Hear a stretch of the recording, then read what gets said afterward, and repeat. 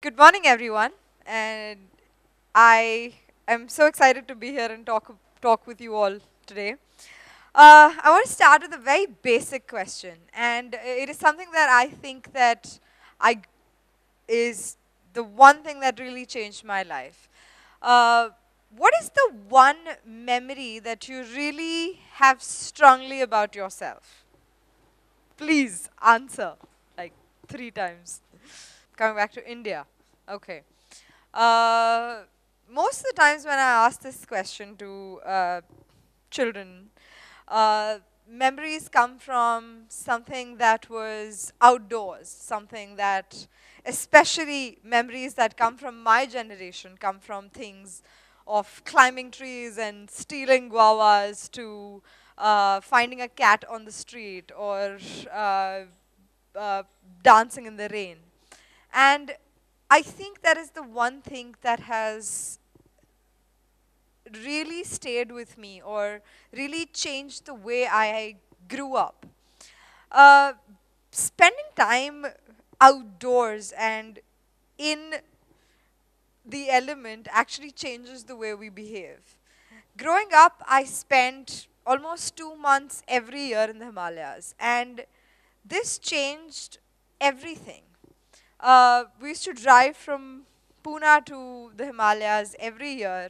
We never stayed in hotels. We pitched our own tents. We carried our own food. We made friends with locals. We camped in farms and river sides. And that became the one part of the year that I looked forward to the most. And that is when I fell in love with the Himalayas. Learning how to climb them and survive them was a whole different world. And sports was the one thing that taught me to do this. Uh, Education can teach us a lot of things, but I don't think that character can be built through science or maths. It's probably a tougher route, and it is possibly possible. But to build real character, if you just go out and spend time in nature and play sports, I think we develop the most amazing and basic character systems that are not so complicated. Mountaineering seems to be like if you're physically strong, you can do everything. The fact that I have climbed Everest means that my legs are the strongest in this room. Mountaineering is not just about being able to climb a mountain. It has so many other factors involved in it. Like just Everest Base Camp has 27 teams, more than 60 nationalities. Uh, the amount of planning that goes behind an expedition. So when we go for an expedition, we have to plan the logistics. We have to plan which food will survive at which altitude and which barrel or which packet of food goes where. And if you've sent something up, you can't have it back again. So it's about team management, it's about logistical management. As a mountaineer, I have to study weather, I have to study medicine, I have to study biology. Have to know everything that's going on in my body at every different altitude on this mountain. I need to also be really good at teamwork, at psychology. Considering I was in a team of 8 people that came from all over the world, from different backgrounds, uh, everyone comes with their own backstories. We have to be so careful of what we even speak about, whether it's international politics, whether it's history, whether it's geography about a country, that you don't hurt somebody's sentiments because that is going to change the way y'all will climb the mountain together. So, the one thing that mountaineering taught me, and I probably grew with that, was to multitask. And in today's world, the generation that we live in, I cannot be just a mountaineer. I have to also be an environmentalist.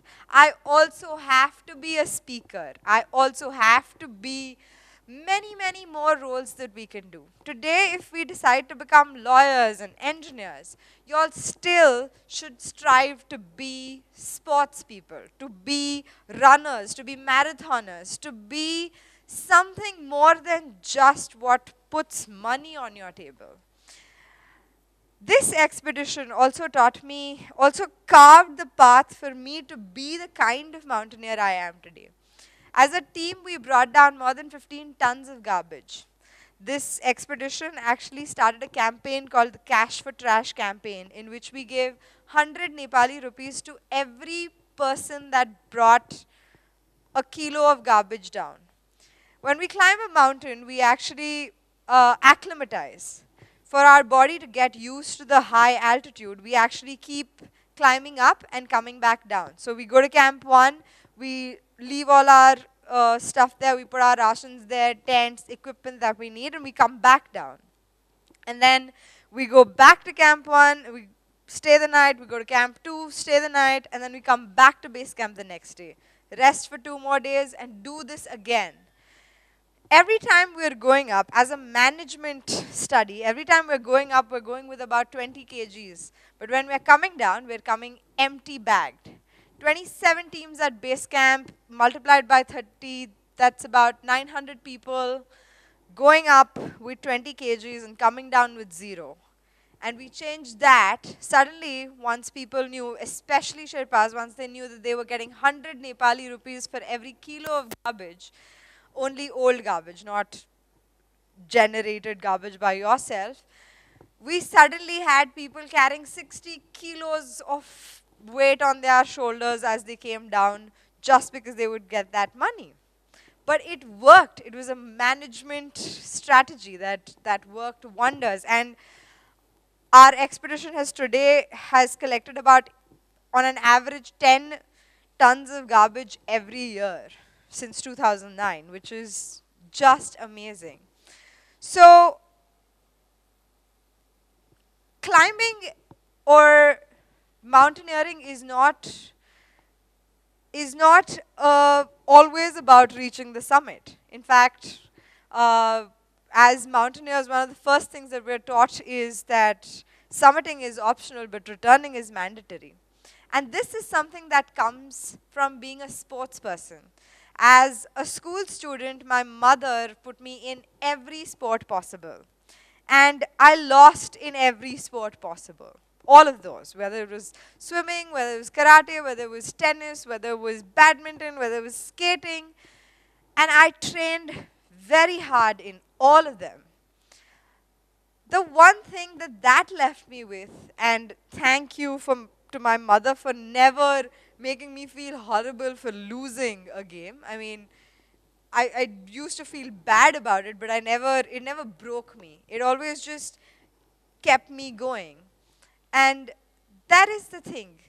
Whatever we become and whatever we do, if we can stick to one sport, do some physical activity throughout our lives, there is a balance of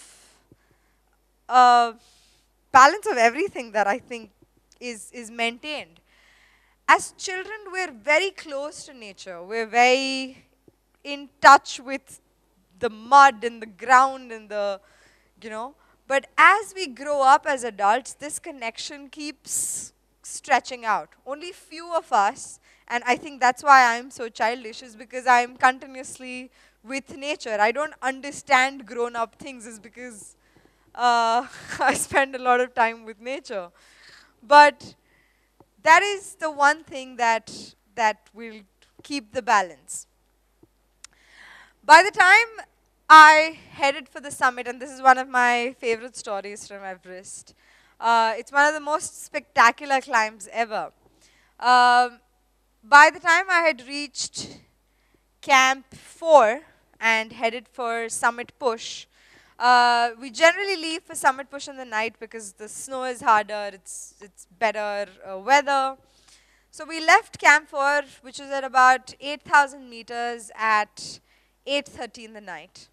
And by 5 in the morning, I was at 8,500 meters, which is the south summit. And from the south summit, basically, there's the Hillary Step. It's about 200 meters, and then you have the summit of Mount Everest. At this point, this is when we left at night. This is my team. This is a view from Camp 4 in the afternoon when I came back, actually. This is Everest. So when we climbing,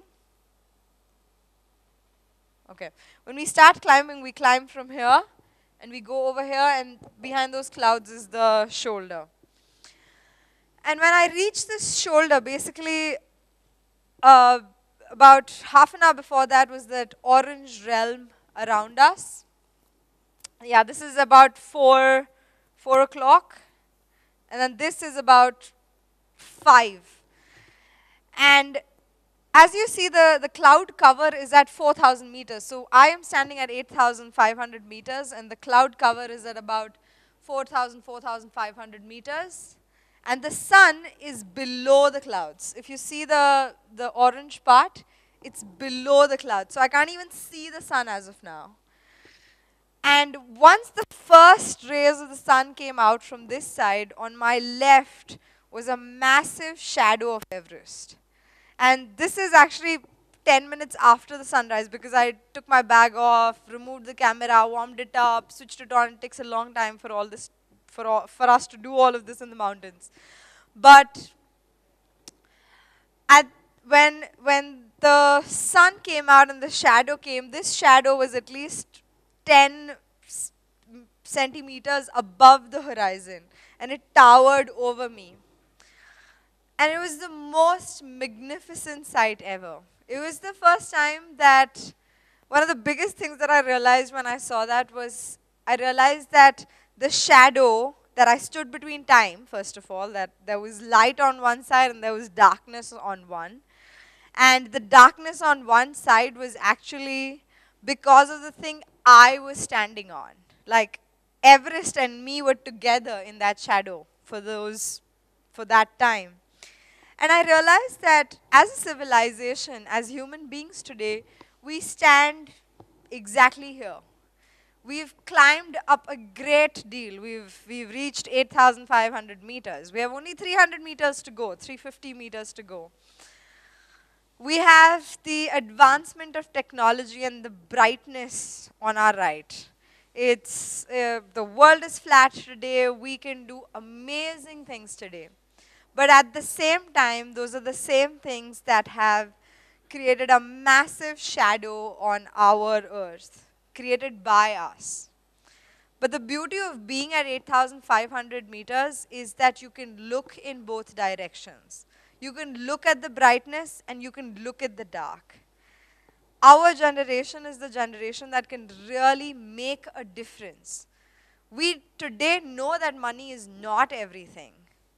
We know today that pursuing our dreams and going after something that is impossible is possible, is the norm today. And so, I hope that all of you all spend a lot of time outdoors, realize the importance of the world that we live in. As women especially, I've done the 7 summits, and I am on an expedition series where I'm covering river systems on each continent every year. We finished with Ganga last year, and I'm off to the Mississippi very soon.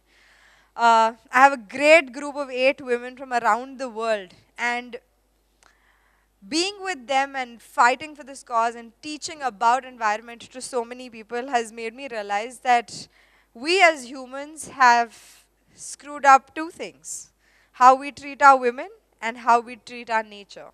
It's Mother Earth and Mother. We have forgotten we need them, we can't live without them, we will use them as much to our benefit as possible, but when it comes to giving back, we have no respect. And so I really hope that our generation can change it and that all of you all will join me. Thank you.